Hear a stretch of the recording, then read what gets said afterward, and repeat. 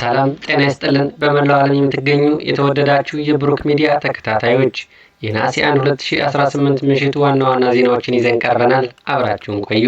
በአፍሪካ ቀንድ አዲስ የጂኦፖለቲካዊ ውጥረት ተፈጠረ።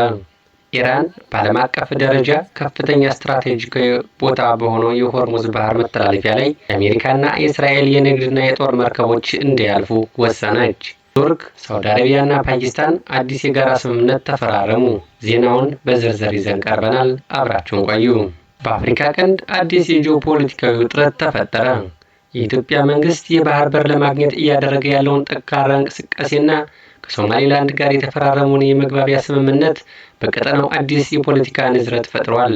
ይህ ሁኔታ ወደፊት በኤርትራ ቀይ ባህር ዳርቻዎች ላይ በተለይም በአሰብ ወደብ አቅጣጫ ወታደራዊ ወይም ፖለቲካዊ ጫና ሊፈጥር ይችላል የሚል ከፍተኛ ጥርጣሬ በአስመራ በኩል ተነስቷል። የቀጠናው አዲስ የኃይል አሰላለፍ በኢትዮጵያ፣ ሶማሊያ፣ ግብጽና ሌሎች የውጭ ኃይሎች መካከል እየተደረገ ያለው የፖለቲካዊና ወታደራዊ ሽኩቻ ኤርትራን በየትኛውም ሰዓት ወደ ግጭት ሊጎተት እችላለሁ ወደሚል ስጋት ከቷታል። ፕሬዝዳንት ኢሳያስ አፈወርቂ የወታደራዊ ዶክትሪን ጥቃት እስኪሰነዘርብህ አትጠብቅ የሚል ስጋት ተደቅኖባቸዋል። ኢትዮጵያ ጋር በሚዋሰኑት አዋሳኝ ስትራቴጂካዊ ቦታዎች ላይም ተጨማሪ ጦር፣ ከባድ መሳሪያዎችንና የሜካናይዝድ ክፍሎችን ቀድመው አስፍረዋል። በቀይ ባህር ዳርቻ አካባቢዎች ሊኖር የሚችለውን ማንኛውም የውጭ ኃይሎች እንቅስቃሴ ወይም ድንገተኛ ስጋት ለመቆጣጠር የኤርትራ ጦር በከፍተኛ ቁጥር እንዲሰማራም ተደርጓል። በመከላከያ ሰራዊቱ ከመደበኛ ካምፕ ወጥቶ በጦርነት ጊዜ ጠላትን ለመመከት ምቹ ወደሆነው ተራራማና ስትራቴጂካዊ የቁልፍ ማነቆ ቦታዎችም ይዞ እንዲጠብቅ በማድረግም ላይ ትገኛለች። ይህ እንቅስቃሴ በዋናነት ለማንኛውም ተቀናቃኝ ኃይል ዝግጁ ነን፣ ማንኛውንም ተንኮሳ በኃይል እንመልሳለን የሚል የስነ ልቦናዊ ወታደራዊ መልእክት የማስተላለፍ ዓላማ አለው። የኤርትራ የደህንነት ወታደራዊ ካቢኔ መላው ሰራዊት፣ የደህንነት መዋቅሩና ብሔራዊ አገልግሎት ሰልጣኞቹ በማንኛውም ሰዓት ወደ ውጊያ ሊገቡ በሚችሉበት የተጠንቀቅ ደረጃ ላይ እንዲገኙም ተደርጓል። ኤርትራ በአፍሪካ ቀንድ ያለውን ያልተረጋጋ የፖለቲካ የአየር ሁኔታ በመገምገም ጦርነት ቢነሳ መሬቷ ላይ ሳይሆን ከድንበሯ ውጭ ወይም በድንበሯ አፋፍ ላይ ለመቀልበስ የሚያስችል የቅድመ ጥቃትና የመከላከል ወታደራዊ አቋም መያዟን ገልጻለች። ኢራን በዓለም አቀፍ ደረጃ ከፍተኛ ስትራቴጂካዊ ቦታ በሆነው ሆርሙዝ የባህር መተላለፊያ ላይ የአሜሪካና የእስራኤል የንግድና የጦር መርከቦች እንዳያልፉ ወሰነች። ኢራን በዓለም አቀፍ ደረጃ ከፍተኛ ስትራቴጂካዊ ቦታ በሆነው በሆርሙዝ የባህር መተላለፊያ ላይ ከኦማን ጋር በምታደርገው ስምምነት ረቂቅ ላይ የአሜሪካና የእስራኤል የንግድና የጦር መርከቦች እንዳያልፉ የመከልከል ፍላጎት እንዳላትም ገልጻለች። ብሉምበርግ እንደዘገበው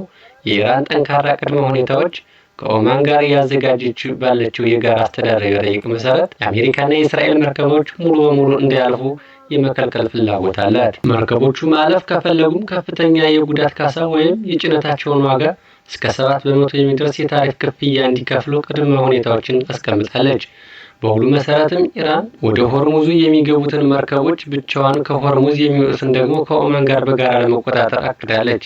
የአሜሪካ መንግስት የኢራን ጥያቄ ወዲያውኑ ውድቅ ያደረገ ሲሆን የሆርሙዝ መተላለፊያ ዓለም አቀፍ የውሃ መንገድ በመሆኑ ማንኛውም መርከብ ያለ ቅድመ ሁኔታ ፈቃድ ወይም ተጨማሪ ክፍያ ሳይጠይቅ በነፃነት የመንቀሳቀስ መብት እንዳለው ገልጻለች።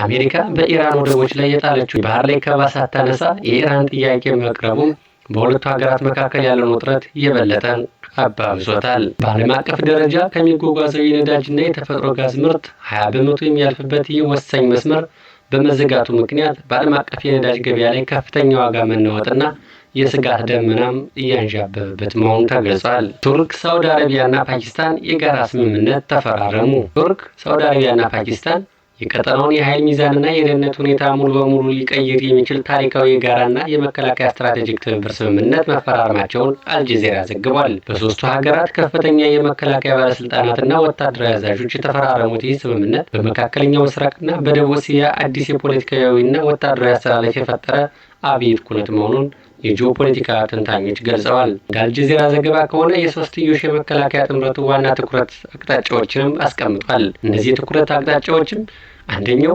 የመከላከያ ኢንዱስትሪና የቴክኖሎጂ ሽግግር በተመለከተ ስምምነቱ ሶስቱ ሀገራት ዘመናዊ የመከላከያ ቴክኖሎጂዎች፣ የሰው አልባ አውሮፕላኖች፣ የሚሳኤል መከላከያ ስርዓቶችና የባህር ኃይል መሳሪያዎችን በጋራ ለማልማትና ለማምረት የሚያስችል ነው።